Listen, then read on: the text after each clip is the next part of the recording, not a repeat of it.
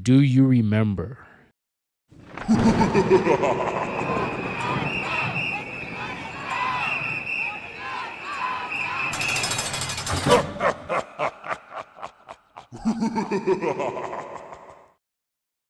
Welcome back.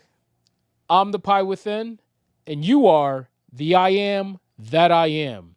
And this, it's perspective is everything.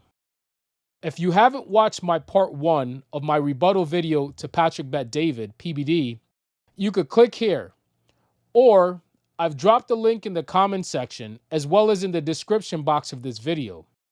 If you have watched part 1, welcome back. And thank you for taking the time to listen to my perspective. I appreciate you. In part 1, you know I already pulled back 2 veils of Patrick's claim for capitalism. The first being that incentive doesn't belong to capitalism, it belongs to life itself. Second, that capitalism didn't create and save billions from poverty, it manufactured poverty, then sold you the illusion that it was the escape, that capitalism is your savior. Now, in part 2, I'm going to deal with Patrick's most infamous claim, that being, if all the money in the world was divided equally, in 5 years' time, it would end up back in the same hands. I will use natural law and logic to disprove this claim. Also, we will talk about whose hands that money will be built in and why this system is built on an illusion rigged as a casino where the house always wins. Then we'll address his final claim that America is more socialist than capitalist. You're right, Patrick, but the question is, socialist for who though? Because what we're living in isn't freedom. It's an illusion. It's feudalism just with better marketing. And let me say this again before we move forward. Patrick, if you watch this video, which I hope you do, this rebuttal isn't an attack on you, my friend. We've all been led astray, led a lie, and I'm here to offer you an alternate perspective. Because like you say, the future looks bright. But if it's truly bright, then we have to make sure it's not a false light designed to keep us blinded and keep us in the dark, but that true light wakes us up. Now, before I go further, I need to remind you of who I am. I am not a communist. I'm not a capitalist. I'm not a Christian. I'm not an extremist. I'm not a Democrat or a Republican. I am not any of the labels that people place on themselves or others. Again, I am the I am, the Word made flesh, the Pie Within. And if at any point you label me as anything other than that, you're only deceiving yourself. Now, some of you might be already asking and saying, you say you're not a communist, but you talk about the principles. Well, if you talk about the communal living, then how would that work in the U.S. Constitution? The question is, has a true communal experiment ever existed? The short answer is this. The spirit of communal life is not foreign to America. It's baked into the design. When the founding fathers wrote the Declaration and set up a republic, they didn't create a system for one ruler to rule over everyone. They created a body, legislative, judicial, executive, a system of checks and balances intended to reflect a communal structure, to reflect the human anatomy, the temple of the living God, mind, body, spirit, the Trinity in action, working together. Now, that structure was designed to prevent a single head from becoming a dictator. The greater equalizer the founders built was the people themselves, we the people. In theory, the union was meant to be the ultimate communal power, to safeguard against tyranny. Now, where the system breaks down isn't in the idea itself, but in the practice. During times of war and crisis, executive power expands, and elites learn how to exploit these moments. So over time, knowledge and civic power have been hollowed out and replaced with the story that money equals freedom, and that division, it keeps the body weak. It keeps us separated. My point here, though, is simple, is that the communal principles are in the DNA of this nation. The question, though, is whether if we remember to use them, because in times of war, fear makes people hand over their power to a single head, and the elites, they know this. Now, trust me, I have a lot more to say on this subject, but without this turning into a 2-hour video, I'll continue with my rebuttal to PBD. That said, if you'd like to hear more of my perspective on this, drop a comment below in this video. It will let me know you're interested in unpacking further in this topic. I'll start with this.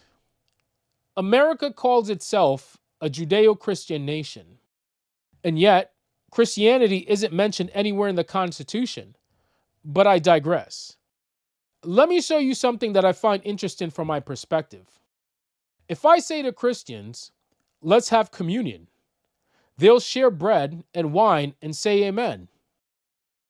If I say to my neighbors, let's build our community, all hands coming together for a greater good.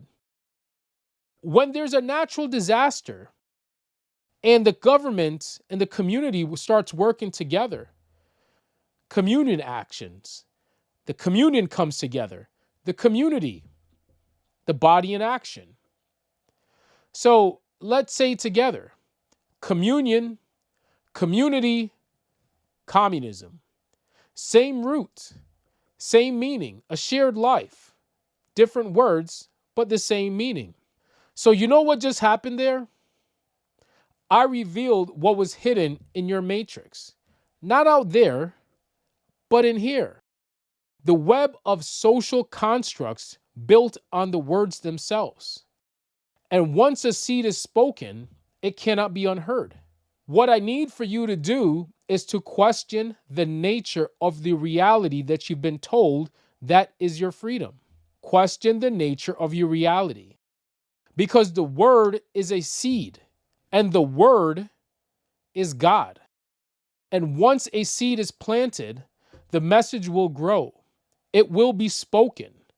And I'm just here to arm you with the power of the word as it was always intended. Now, here's the truth. Most don't see it. You've been taught to hate the word communism. You've been taught to reject the very ancient practice you claim to follow. Because communion is the body, the union of all children of creation. And the community is the body in action, the union. And the elites, they know it. And that is why they condition your mind to hate the very truth that will liberate you. That's why they practice communal power in secret while indoctrinating the world with the lie that capitalism equals freedom. With that being said, I'd like to move forward with Patrick's claim number 3. PBD states, my next claim is if all the money in the world were divided equally, it would return to the same pockets within 5 years. If all the money in the world was divided equally, within 5 years, it would end up back into the same hands. Now, this one, respectfully speaking, is probably the weakest claim of them all. Patrick, being a data guy, should already know the laws of probability aren't based in absolutes, unless the system is created on an illusion. It's created on a lie, and trusting that the truth have been guarded with a wall of lies. That's the illusion. I'm also surprised you made this claim, because it doesn't align with your motto, the future looks bright. If the future really looks bright, then your claim should have been, in 5 years, humanity will have shifted, wealth gaps will shrink, and we would have built a better world. Instead, you reveal that the future will be a repeat of the past. The second problem is, by making this claim, you're actually arguing against your own position. If we divided the money equally and capitalism ran its course, and 5 years later, the same people were rich again, then you just admitted capitalism is rigged. That it doesn't actually create freedom, it just resets the same hierarchy. Patrick, you're not defending capitalism here, you just exposed it.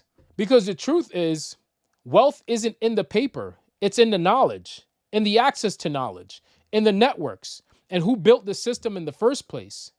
And I'm sure you could agree on that. Conservative can't say the system is rigged and then in the same breath say capitalism is freedom. That's like loving the cage because you forgot what it feels like to be free. Look at the fine print buried in 30 pages of predatory loans. Look at privacy agreements that you're coerced to sign only for your data to be sold for profit. Capitalism isn't about transparency. It buries the truth, then monetizes your ignorance. The same companies who profit from your loss, they're the same ones that cry the loudest about losing their freedom when people demand accountability. And let's talk about education. Schools and universities don't actually teach financial literacy, tax laws, or true independence. They teach conformity. They hand you a form and say, sign here. This is what freedom looks like. So this system wasn't designed for you to escape, but to keep you working until your body gives out. The curriculums, they're written by the same hands who profit for your labor. And their incentive isn't for your freedom, it's your obedience. But thankfully, people before us fought back through communal power, unions and strikes and collective action. That's the real state of the union.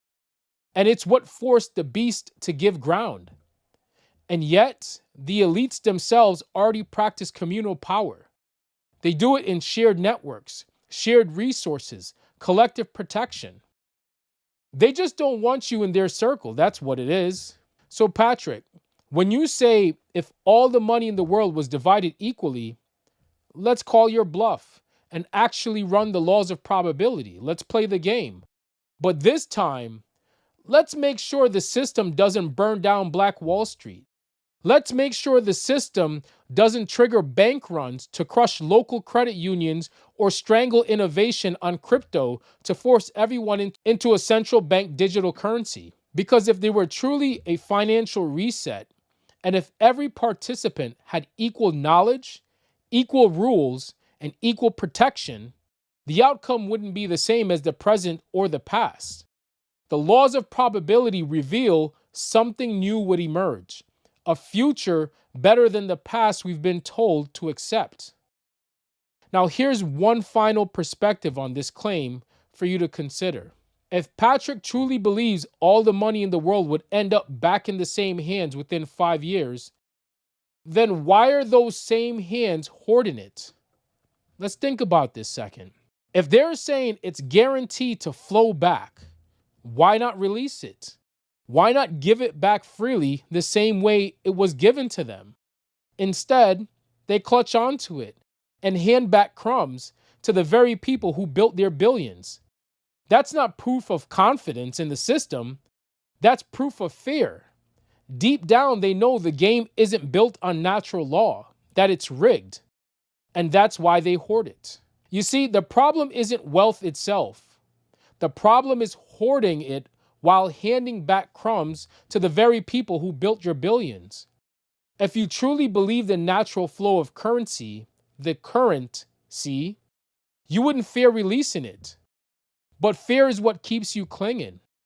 And fear is proof the system is not natural law. It's rigged law. So let me give you a modern example of capitalism versus communal living, something you could see every day on social media. In a system driven by capitalism, content creators chase clicks and views at any cost. Imagine an accident just happened on the street. Instead of helping, someone grabs their phone to be the first on scene. Look at me, I got a selfie. I need to tweet out to the world so I could get all these likes and followers. That's capitalism's incentive at work. Profit over people. In a communal system, the incentives would flip. Care comes before clicks because the cost of life is greater than any amount of money or likes. You see it again in viral pranks. Someone pays a homeless woman to humiliate herself for views. Incentive-driven profit says, good content, good money. But communal living says, her dignity is worth more than your entertainment. And here's another layer. In capitalism, content creators hoard ideas. They'll repackage someone else's work, slap their brand on it, and call it original, all while refusing to give credit. Sharing and elevating each other is seen as a threat. But in communal power, ideas aren't hoarded, they're multiplied. Credit is shared. The body is lifted up as one. And I know for some of you, this sounds impossible.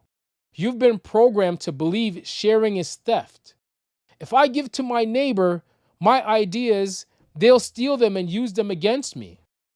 But here's the truth. There is only one consciousness in this universe.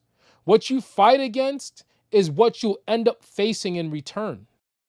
So, if you want a better world, the path forward begins within you. Now, to wrap up claim number 3, Patrick, I'd like to offer you a perspective on what I see on the value of time.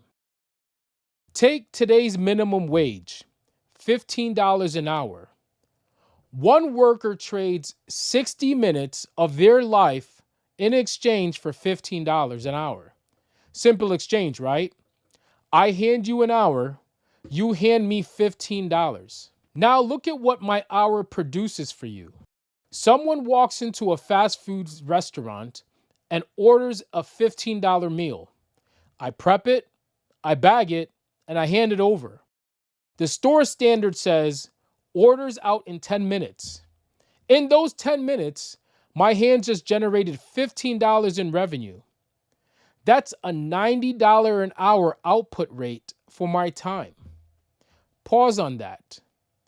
Same $15 an hour, but one person gave full 60 minutes to earn it, while the business captured that $15, that same $15, from 10 minutes of my labor. Even after food cost, rent, insurance, and taxes, the spread between what my time creates and what time is paid is massive. That gap isn't natural law, it's policy, power, and who gets to set the terms. Now, I can already hear the response. What about the risk and liability and overhead of the business?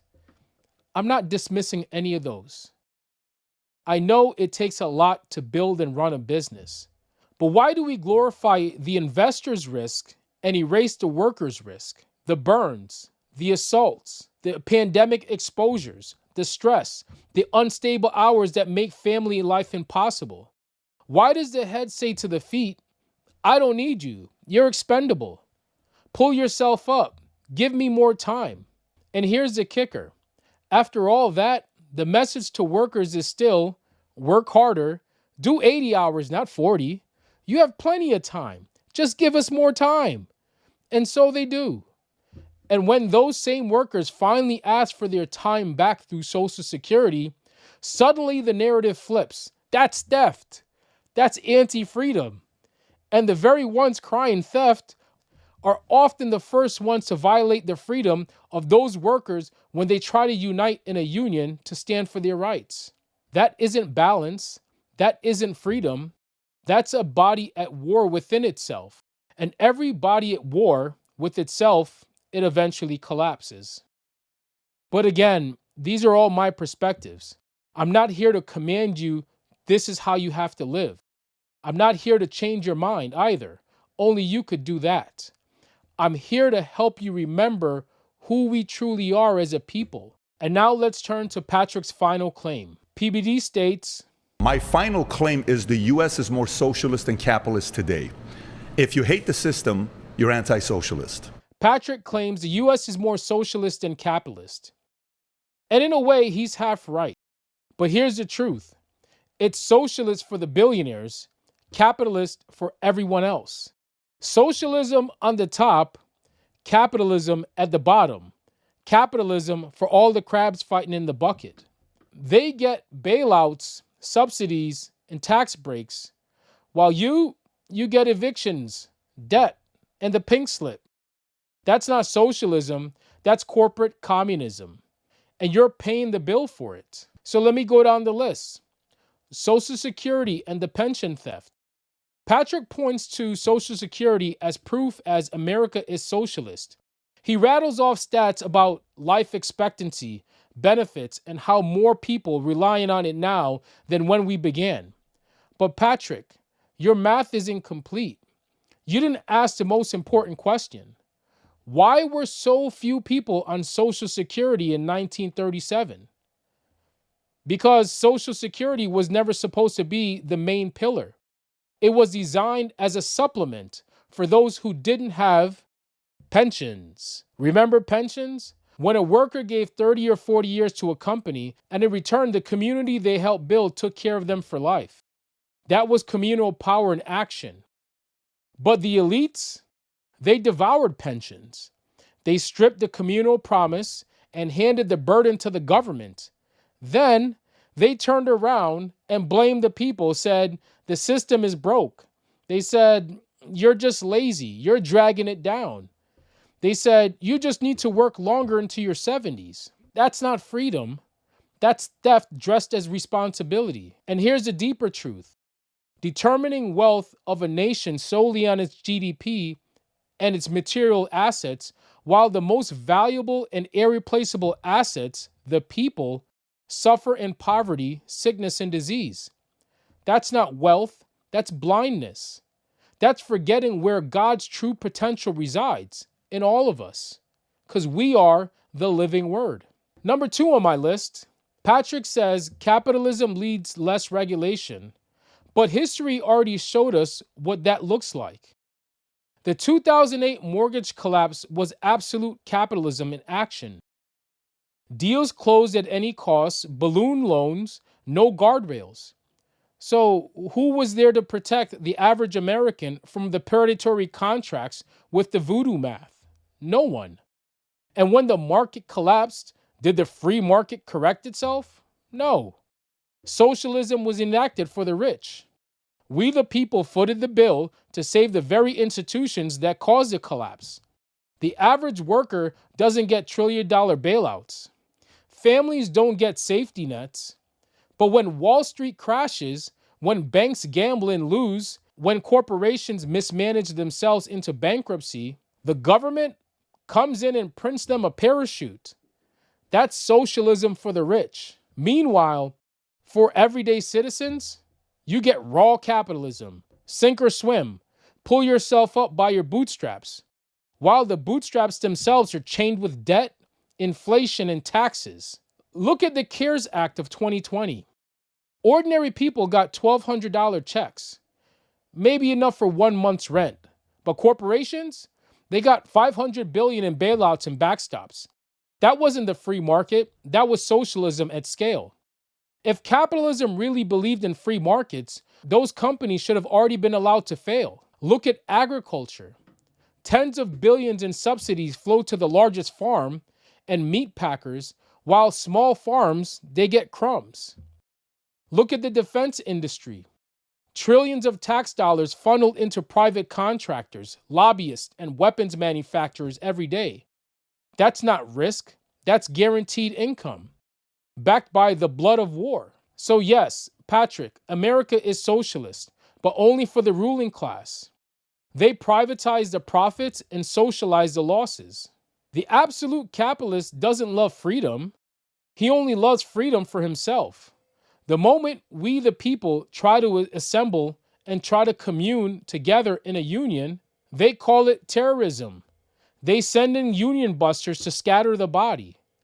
If they truly believed in freedom, they would allow the people to vote, to commune and protect one another without whispers of fear and death in their ears. But they don't, because the moment people remember their power, the whole house of cards collapses. And here's the truth they don't want you to hear. No president is coming to save us. No sky genie, no savior figure, no supernatural rescue is coming back to save us. No aliens, no angels hiding in the asteroid belt. None of it. It's just us. We the people, the union, the communal power within the temple of the living God. A house divided against itself shall not stand. Now, even with all this evidence, I know there was still some who will cling to the beast. They will cling to the beast system, say, well, if you love communal living so much, why don't you just move to another communist country? But here's the irony. I don't have to. Communal living already exists right here in America. Look at the Amish. Look at the native tribes. Look at the hidden hands, the elites, the oligarchs, what most people call the deep state. And the granddaddy of them all, the communal power, the worldwide domination, the central banking system, the cartel that calls itself federal. But it isn't federal. It isn't yours. It's commune of banks, pooling resources together, coordinating policy, and moving as one body to control nations. That's communal power. But it's not for you. It's for them. And this ties into America's most powerful weapon. It's not the atomic bomb. It's the US dollar. The dollar is the whip in the beast's hand. At home, it lashes your back with debt and inflation. But abroad, it cripples entire nations who dare to practice communal living and lift their people up. And when those economies collapses and families flee for survival, the same voices crying out, "Why are you coming here? Stay in your own country." Wake up. You're pointing at the same beast, but you're too distracted fighting others over whether it's racist, when the deeper truth is it's rigged. Communal living isn't anti-freedom. It isn't evil. It's power, and the elites know it. That's why they practice communal power in secret while indoctrinating the rest of the world with the lie that capitalism equals freedom. And the goal, like I said, is simple. Divide the body in millions of fragments, because divided we are weak. My God versus your God. Gays versus straight. All this left-right religion. But united in a communal power of we the people, they know they have no choice but to negotiate on what works best for the body of humanity. And Patrick, if you hear this, know this. This isn't me against you. This is me for the people and for you. Because the truth isn't meant to divide us. It's meant to unite us. And here's my final point. If after everything I've shared, someone still chooses to align with the capitalist way of living, then they're revealing something deeper. They've revealed which table they're sitting at, because history already showed us the choice. The union built on communal living, shared responsibility, and lifting up one another, or the Confederacy, the big banks, high interest rates, predatory loans, and the ideology of profits over people. The question isn't left versus right. It's union versus confederacy, communion versus exploitation. Which body do you belong to? But again, these are all my perspectives. I'm not here to command you how to live your life. I'm not here to change your mind either. Only you could do that. I'm here to help you remember who we truly are as a people and who the I am that I am has been all along. Because the truth is like staring into the sun. When you've lived in darkness your whole life, the light feels wrong. But our ancestors left us answers, and I'm here to deliver the message. So if this resonated with you, subscribe to the channel, watch my other videos, and share this with someone still caught in darkness. Because what's been hidden for thousands of years is once again rising, and the time for silence is over. So, I'll see you in my next video. How? Because you are the I am that I am. And I'm the Pi within. And this, its perspective, is everything.